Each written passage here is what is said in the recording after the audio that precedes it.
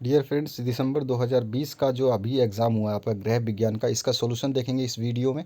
अगर आपको किसी भी पेपर का सॉल्यूशन चाहिए तो आप हमें अपना पेपर व्हाट्सएप कर सकते हैं 8469022568 पर, जो अभी दे रहे हैं एग्ज़ाम उसका। तो चलिए स्टार्ट करते हैं। पहला क्वेश्चन जो है इसमें पूछा गया था आपसे, प्रश्न संख्या 1 का अ पार्ट में कार्यनीति का अर्थ है, तो इसका आंसर आ जाएगा नैतिकता। फर्स्ट ऑप्शन इसमें सही हो जाएगा। बी जो पार्ट है, अगर आपको कोई आंसर गलत लगता है तो कमेंट सेक्शन में ज़रूर बताएं, और साथ ही साथ ये भी बताएं कि आपका स्कोर कितना रहा। बी ऑप्शन है शरीर की सभी हड्डियां बन जाती है, तो किशोरावस्था में सभी हड्डियां जो है वो बन जाती हैं। चौथा ऑप्शन इसमें सही है। इसके बाद में अचार में तेल का कार्य क्या है? सूक्ष्म जीवों के प्रभाव को रोकना। थर्ड ऑप्शन जो है इस क्वेश्चन में आपका सही है। इसके बाद में द पार्ट में है मध्य बालावस्था में बच्चे के मुंह में दांतों की संख्या खाली स्थान होती है, तो इसका आंसर फर्स्ट ऑप्शन सही है। 20 आंसर जो है इसका सही है। इसके बाद में नेक्स्ट जो ई पार्ट है, आयरन की कमी से होता है तो कौन सा रोग होता है? तो एनीमिया रोग होता है। इसका फर्स्ट ऑप्शन सही है। अगर इंग्लिश मीडियम की बात करें तो इसमें पूछा गया था वर्क एथिक्स मीन्स, तो इसका फर्स्ट ऑप्शन मॉरलिटी जो है सही हो जाएगा। बी ऑप्शन में all the bones of the body are formed, तो एडोलसेंस जो है फोर्थ ऑप्शन सही हो जाएगा। ये क्वेश्चन पेपर किसी ने भेजा है लेकिन साफ नहीं भेजा है, लेकिन मैंने इसका सॉल्यूशन बना दिया है। अब जब तक कोई पेपर साफ नहीं आएगा तो हम उसका सॉल्यूशन नहीं बनाएंगे। इसके बाद में सी जो पार्ट है ऑयल इन पिकल, तो थर्ड है stops the action of micro organism, ठीक है। और उसके बाद में जो आपका इसका थर्ड ऑप्शन सही है सी का। डी है जो by middle childhood the number of teeth in a child's mouth are, तो इसका आंसर 20 होगा। फर्स्ट ऑप्शन सही हो जाएगा।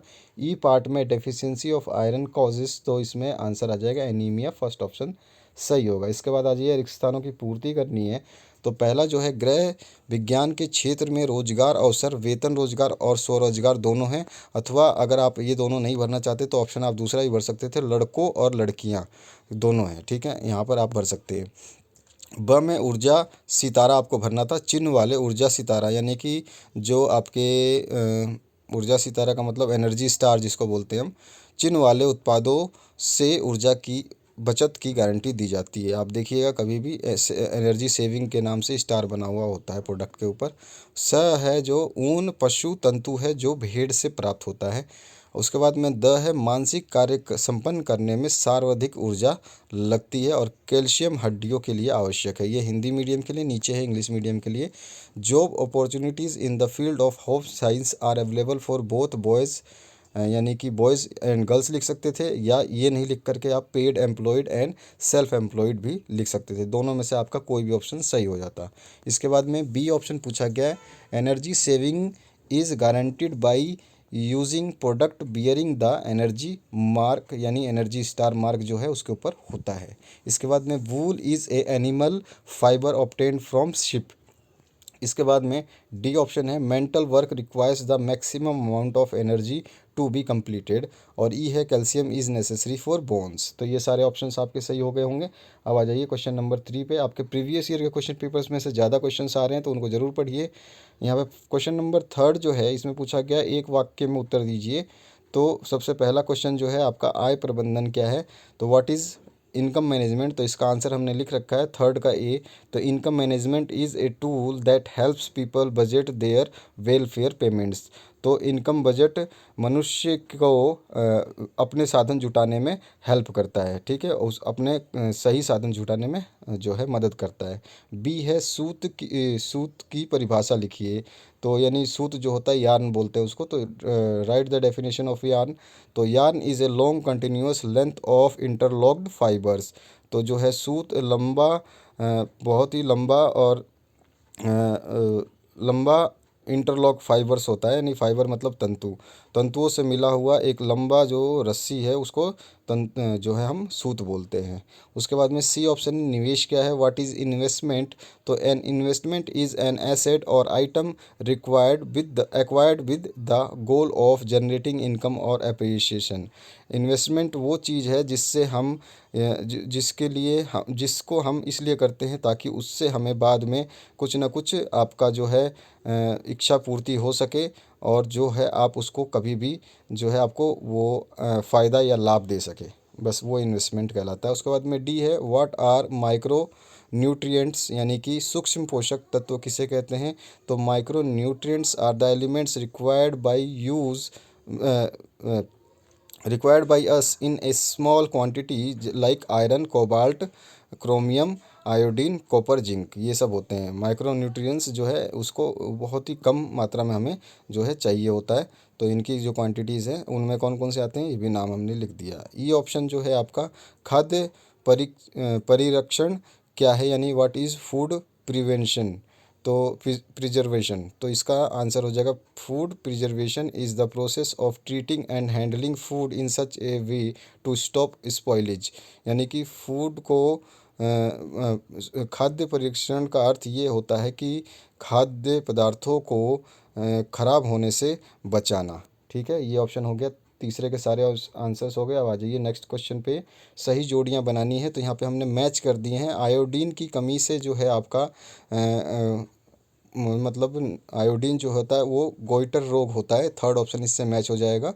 बी में है बेबी गारमेंट्स जो हैं कॉटन के होते हैं, फोर्थ ऑप्शन सही हो जाएगा। सी है स्पेशल फिनिशिंग जो है वो आपका मर्सीकरण से आती है, मर्सीकरण एक प्रोसेस होता है जिससे स्पेशल फिनिश आती है। और डी है जॉन्डिस जो है वो उसमें लिक्विड डाइट की सजेशन दी जाती है, तरल भोजन की। और ई जो है बटिक, बटिक जो है ये आपका मोम का जो है इसमें इस्तेमाल किया जाता है। तो ये ऑप्शंस आपके करेक्ट थे, आप मिला लेना आपने कई कितना सही किया है। और आंसर ज़रूर हमें कमेंट ज़रूर बताना करके बताना कि आपने कितने सही किए हैं। इसके बाद में क्वेश्चन नंबर 5 है एग मार्क समझाना है आपको। Explain ag mark. तो ag mark is a quality certification for agriculture products provided by government of India which assured that the product containing the egg mark is good in terms of quality and produced in hygienic condition thereby fit for human consumption। यानी कि egg mark ये एक ऐसा certificate है जो government के द्वारा provide किया जाता है या दिया जाता है, और उसका मतलब ये साबित करता है कि जो हम प्रोडक्ट यूज़ करते हैं, जो प्रोडक्ट एग मार्क जिनके ऊपर होता है वो गुड हैं, मतलब अच्छे क्वालिटी के हैं और अच्छी कंडीशन में अच्छे साफ़ सुथरे वातावरण में बनाया गया है जो कि ह्यूमन के लिए मतलब अच्छा है। उसके बाद आ जाइए 6 क्वेश्चन पे। बायोगैस के कोई दो उपयोग लिखने थे। Name any two uses of biogas, तो हमने लिख दिया। यहाँ पर है आपका बायोगैस का आंसर जो है आंसर नंबर 6। इसमें इन प्रोडक्शन ऑफ इलेक्ट्रिसिटी बिजली बनाने में होता है, इन कुकिंग मतलब खाना बनाने में होता है, इन व्हीकल वाहनों में होता है, इन CHP प्लांट्स जो CHP प्लांट्स में कार्बन डाइऑक्साइड को जो है हटाने के लिए यानी कि उसकी जगह पे इसका यूज़ कर सकते हैं। ठीक है, 7वां क्वेश्चन है विरंजक कितने प्रकार के होते हैं? How many types of bleaches are there? तो 2 टाइप्स के ब्लीचेस होते हैं। आंसर नंबर 7 जो है आपका एक तो क्लोरीन ब्लीच होता है और एक ऑक्सीजन ब्लीच होता है। ठीक है, इसके बाद 8वें क्वेश्चन की बात है। कार्बोहाइड्रेट के मुख्य कार्य एवं प्राप्ति के साधन लिखिए। तो write the main functions and sources of carbohydrate. The 4 primary functions of carbohydrate in the body to provide energy, हमें जो है ऊर्जा देते हैं। टू स्टोर एनर्जी, हमारी ऊर्जा को संरक्षित भी करते हैं। बिल्ड मैक्रो मॉलिक्यूल्स, जो छोटे छोटे सूक्ष्म जो हैं वो भी हमारे अंदर बनाते हैं। And spare protein and fat for other uses, और प्रोटीन को और फैट को, जो वसा को और प्रोटीन को ये स्टोर करते हैं, संरक्षित करते हैं दूसरे कामों के यूज़ के लिए। जब भी हमारे को उसकी ज़रूरत पड़ेगी तो ऑटोमेटिक यूज़ हो जाएंगे, हमारी बॉडी में ही वो संभाल के रखे जाते हैं। कार्बोहाइड्रेट का यही काम है। और उसके सोर्सेज क्या हैं? तो सोर्सेज में नीचे लिख दिया है। सोर्सेज हैं bread, beans, milk, popcorn, potatoes, cookies, बहुत सारे सोर्सेज जो हैं कार्बोहाइड्रेट्स के हैं। इसके बाद में क्वेश्चन नंबर 9 का जो आंसर है उसकी बात करते हैं। पहले नश्वरता के आधार पर खाद्य पदार्थों का वर्गीकरण कीजिए। Write the classification of food on the basis of perishability. तो इसमें क्या है, मैंने आपको केवल नाम लिखे, इनको डिस्क्राइब आपको करना था। तो पहला हो गया परशेबल जो है फूड होता है, दूसरा सेमी परसिबल फूड होता है और तीसरा होता है non Percival food. Percival food जो है आपको आप 1 या 2 दिन या कुछ घंटे या 2-3 दिन आप रख सकते हैं उसको, परसेबल फूड को, फर्स्ट वाले को। सेमी परसेबल फूड जो होता है इसको आप 1 वीक या 1 मंथ तक स्टोर कर सकते हैं। और तीसरा है नॉन परसेबल जो है आपका 1 मंथ टू 1 ईयर या उससे भी ज़्यादा, लेकिन अगर आप उस पर ध्यान देते हैं उसको रख रखाव में तो ये है, इसको आप डिफ़ाइन कर सकते थे। आ जाइए क्वेश्चन नंबर 10 पे। क्वेश्चन नंबर 10 है उपभोक्ता के कोई 3 अधिकार बताइए। तो एक्सप्लेन एनी 3 कंज्यूमर राइट्स। तो कंज्यूमर राइट्स को एक्सप्लेन करना था, मैंने यहाँ पे फटाफट नाम लिख दिया है। Consumer have the right to be informed, to be informed, उसको सूचना कर, उसको सूचित करना उसका जो है राइट अधिकार है। राइट टू चूज़, उसको चूज़ मतलब विकल्प उसके पास होना चाहिए, वो भी उसका अधिकार है।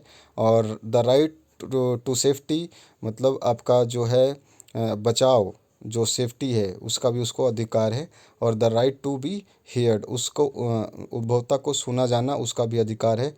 और the right to have problems corrected, और उसके समस्याओं का हल होना करना ये भी उसका अधिकार है। और the right to consumer education, consumer शिक्षा का भी उसका अधिकार है। और राइट टू सर्विस, और उसका जो है सर्विस का भी अधिकार है। तो ये अधिकार है, इसके बारे में आप ज़्यादातर बातें जो हैं लिख सकते हैं। अगर आपको मार्क्स जो है ज़्यादा चाहिए तो 3 नंबर का क्वेश्चन है तो थोड़ा सा लिखना पड़ता है। इसके बाद में क्वेश्चन नंबर 11 है बैंक में पैसा निवेश के क्या लाभ हैं। What are the advantage of savings in bank. तो इसके आंसर नंबर 1 है सेविंग अकाउंट अर्न इंटरेस्ट, यानी सेविंग अकाउंट से आपको जो ब्याज मिलता है। Saving accounts are easy to open and access, saving account जो हैं वो आसानी से खोले जा सकते हैं और नियंत्रित किए जा सकते हैं। तीसरा है saving accounts are a secure way to save, saving account एक बहुत ही सुरक्षित प्रणाली है बचत करने का। और चौथा भी आप लिख सकते हैं in emergency you will get your money back. तो अगर कोई कठिनाई है, कोई समस्या है, तो आप पूरे मनी को जो है वहाँ से निकाल सकते हैं। इसके बाद आ जाइए 12वें क्वेश्चन पे वायु अपकर्षण के कोई 3 प्रकार बताइए। Write any 3 effects of air degradation, यानी पोल्यूशन की बात हो रही है। तो long term health effected from air pollution included heart diseases, lung cancer and respiratory diseases such as emphysema. ठीक है, तो ये इस तरह की बीमारियां हो सकती है, ये प्रभाव हो सकते हैं बॉडी पे, मैंने लिख दिए, इसको आप डिस्क्राइब भी कर सकते हैं। इसके बाद में 13वां जो क्वेश्चन है इसमें पूछा गया रेयान तंतु की कोई 3 विशेषताएं लिखिए। Write any 3 characteristics of rayon fibre. तो इसकी 3 जो है मैंने कैरेक्टरिस्टिक्स लिख दिए हैं, एक्सप्लेन नहीं किया है, तो ये नाम आपको पता है तो आप एक्सप्लेन कर सकते हैं। सॉफ्ट एंड स्मूथ होता है, उसका जो है आप रेयॉन को देखेंगे तो वो सॉफ्ट भी होगा और स्मूथ भी होगा। दूसरा वो शाइनी होता है। तीसरा होता है मॉइस्चर अब्जॉर्बेंट होता है, मॉइस्चर जो होती है थोड़ी सी आर्द्रता या नमी को वो जो है सोख लेता है। और ब्रीथेबल होता है, यानी कि उसमें से हवा आराम से जो है आर पार जा सकती है। ये नहीं कि आपने उसको पहन लिया तो आपके शरीर के अंदर जो है पसीना ही होता रहेगा, ऐसा कुछ नहीं है। इसके बाद आ जाइए क्वेश्चन नंबर 14 की बात करें, वसा के कार्य लिखिए। तो write the function of fat. तो dietary fats are essential to give your body energy and support cell growth, यानी कि हमारी बॉडी को क्या है एनर्जी भी देते हैं और सपोर्ट करते हैं सेल के ग्रोथ में, यानी कि सेल के जो है बनावट में। They also help to protect your organs and help your body warm, ये आपके ऑर्गन्स को भी प्रोटेक्ट करते हैं, जो भी आपकी जो ऑर्गन्स हैं या मांसपेशियां जो हैं उनको प्रोटेक्ट करते हैं और आपकी बॉडी को गर्म रखते हैं। Fats help your body absorb some nutrients and produce important hormones too. तो जो वसा है वो आपकी बॉडी के न्यूट्रिएंट्स को एब्जॉर्ब करने में मदद करते हैं और कुछ जो हार्मोन्स जो बनने चाहिए उनको बनाने में भी मदद करते हैं। ठीक है, अब आ जाइए 15वें क्वेश्चन पे। 15वां क्वेश्चन जो है भोजन को सुरक्षित रखते समय कौन कौन सी बातों का ध्यान रखना चाहिए। What are the things to be kept in mind while handling the food. तो इसके 4 स्टेप्स हैं आंसर नंबर 15 के। तो पहला है आपको क्लीन, यानी कि वॉश हैंड्स एंड सरफेस, जो है आपका जो आपका हाथ भी साफ़ होना चाहिए और सरफेस भी साफ़ होना चाहिए जहाँ पे आप खाना बनाने वाले हैं या रखने वाले हैं। ठीक है, सुरक्षित रखने वाले हैं। दूसरा है सेपरेशन, उसको आपको जो कंटामिनेट नहीं करना है, किसी से किसी में नहीं मिलाना है, किसी दूसरे बर्तन में रखें तो वो बर्तन भी साफ़ होना चाहिए या फिर किसी दूसरे पदार्थ के साथ ना रखें। तीसरा है कुक, यानी कि कुकिंग जो है उसकी बहुत ही सही टेम्परेचर पे होनी चाहिए, ना तो तेज़ होनी चाहिए ना धीमे होना चाहिए, जो उसकी आवश्यकता है उसके हिसाब से उसको बनाना चाहिए। चौथा है चिल, यानी कि जो लास्ट है कुकिंग के बाद में जब वो ठंडा हो जाता है नॉर्मल टेम्परेचर पे आ जाता है तो उसको आप उसको रेफ्रिजरेट कर सकते हैं लॉन्ग टाइम प्रिपरेशन के लिए। अब आ जाइए नेक्स्ट क्वेश्चन जो 16वां है इसकी बात करें, किशोरावस्था की मुख्य 4 समस्याओं को समझाइए। समझाना है आपको, मैंने पॉइंट लिखे हैं, आप समझा सकते हैं। Explain any 4 main problems of adolescence. तो पहला प्रॉब्लम हो सकता है मॉरल प्रॉब्लम जो है, ठीक है, दूसरा हो सकता है प्रॉब्लम ऑफ जेंडर डिस्क्रिमिनेशन, और तीसरा हो सकता है problem related to the emotional change, चौथा हो सकता है problem related to the mental change, पांचवा प्रॉब्लम हो सकता है सेक्स रिलेटेड चेंजेस प्रॉब्लम्स, ये जो हार्मोन्स की वजह से, और छठा है आपका प्रॉब्लम्स ऑफ सोशल एडजस्टमेंट। ठीक है, ये सारी प्रॉब्लम्स हो सकती हैं, इनको आप एक्सप्लेन कर सकते हैं। इसके बाद आ जाइए 18वें क्वेश्चन पे, कुपोषण के कोई चार कारण बताइए। तो 17वें क्वेश्चन का जो है सॉरी, 17वें क्वेश्चन को अभी हमने कंप्लीट नहीं किया। 17वां क्वेश्चन है वस्त्र बनाने में किन किन चरणों में रंगाई की जाती है, वर्णन करना है आपको। बड़ा क्वेश्चन है, केवल मैं आपको पॉइंट्स बताऊंगा, उसके बाद में आप इसको वर्णन कर सकते हैं। Explain the various stages eight which textiles can be died. तो इनको डाई करने के लिए पहला है स्टोक एंड टॉप डाइंग, दूसरा है यार्न डाइंग, और यार्न डाइंग के भी आपके जो हैं ऑप्शंस हैं। यार्न डाइंग में ही पहला आता है सीन डाइंग, दूसरा होता है पैकेज डाइंग, और तीसरा होता है बीम डाइंग। यार्न डाइंग के ही ये प्रोडक्ट वो पार्ट्स हैं। उसके बाद में तीसरा जो होता है ये होता है पीस डाइंग। तो इसमें पीस बाय पीस होता है। तो फर्स्ट होता है इसमें टाइपिकल पीस डाइंग फैब्रिक्स, दूसरा होता है जेट डाइंग, तीसरा होता है जिग डाइंग, और चौथा होता है जो आपका पैड डाइंग, और पांचवा इसी का होता है बीम डाइंग, और चौथा जो लास्ट होता है इसमें वो होता है गारमेंट डाइंग। ठीक है, तो ये सारे प्रोसेसेस हैं जिनके अनुसार जो है रंगाई होती है, डाइंग होती है आपके जो टेक्सटाइल्स हैं उनकी। अब उसके बाद में आ जाइए 18वें क्वेश्चन पे, कुपोषण के कोई चार लक्षण बताइए। Explain any four causes of mall nutrition.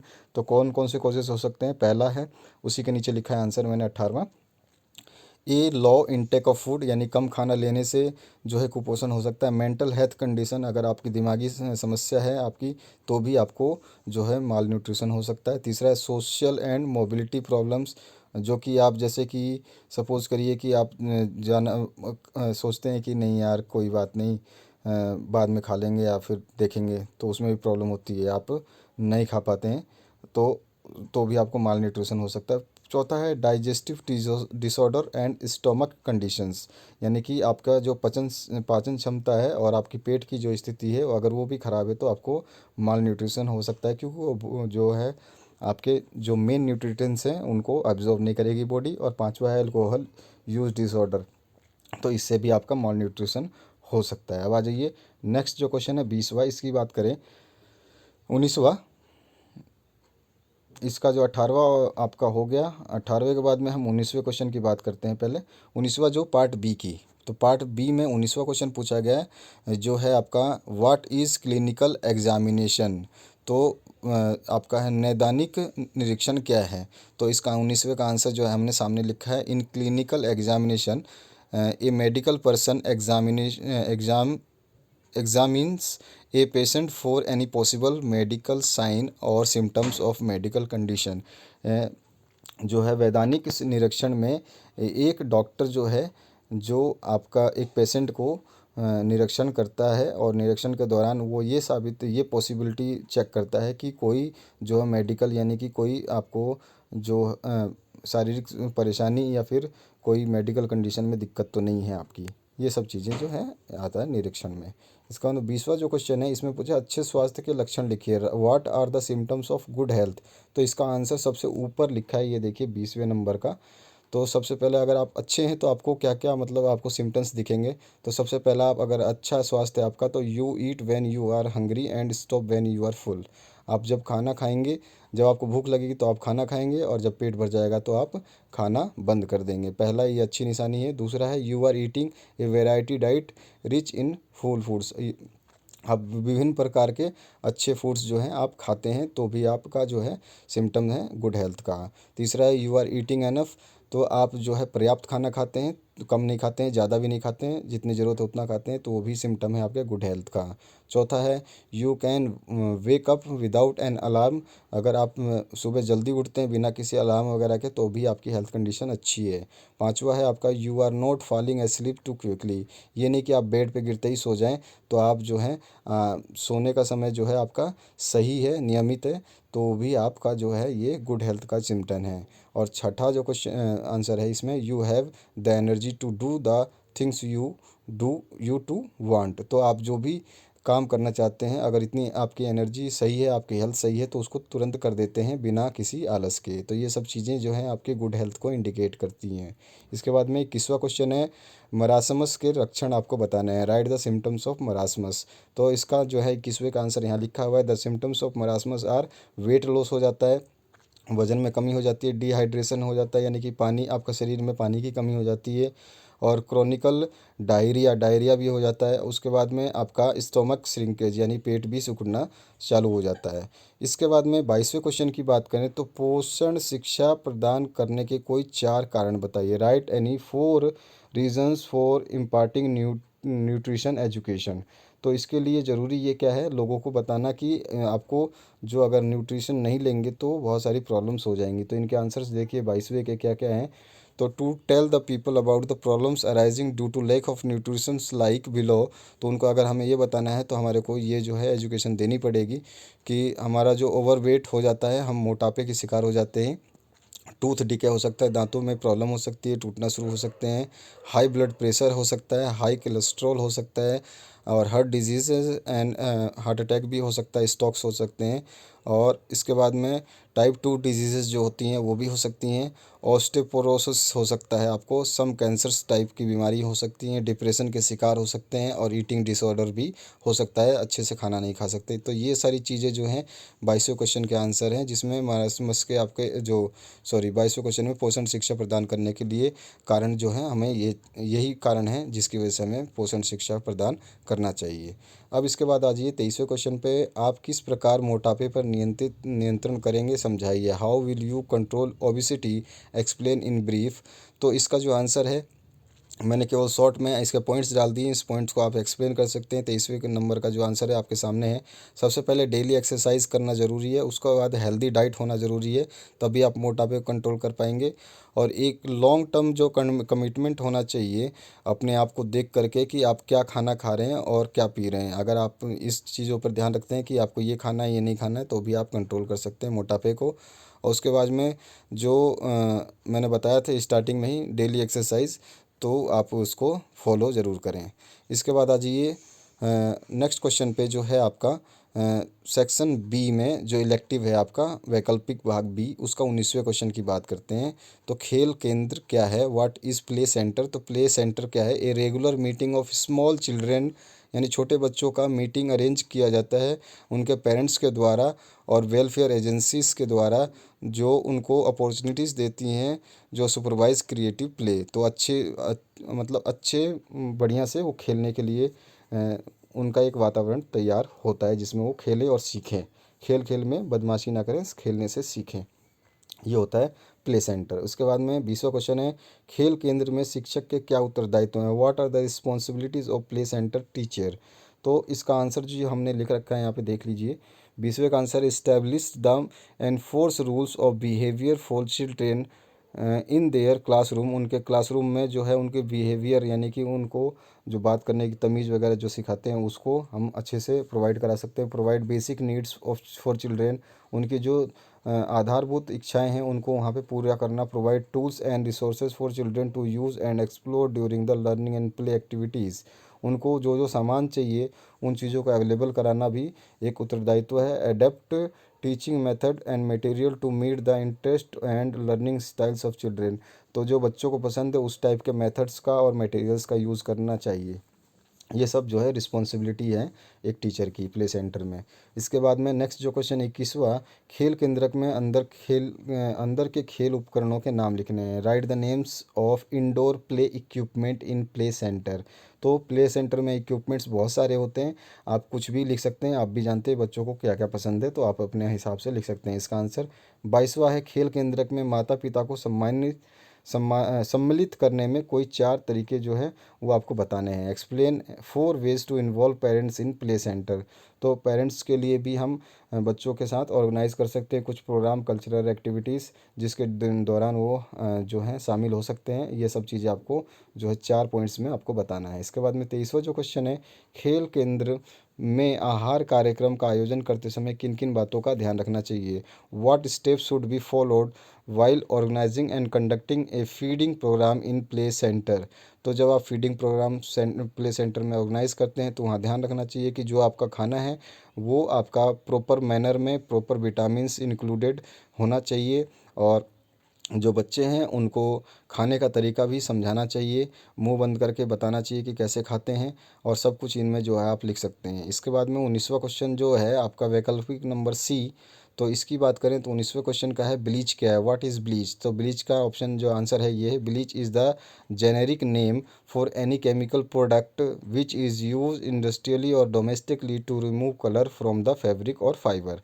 Bleach मतलब एक जेनेरिक नेम है, केमिकल है, प्रोडक्ट है जो केमिकल का, वो जनरली इंडस्ट्री में यानी कि उद्योगों में या फिर घरों पे डोमेस्टिकली यूज़ करते हैं कलरों कपड़ों के जो कलर हैं उसको छुटाने के लिए, उसको साफ़ करने के लिए।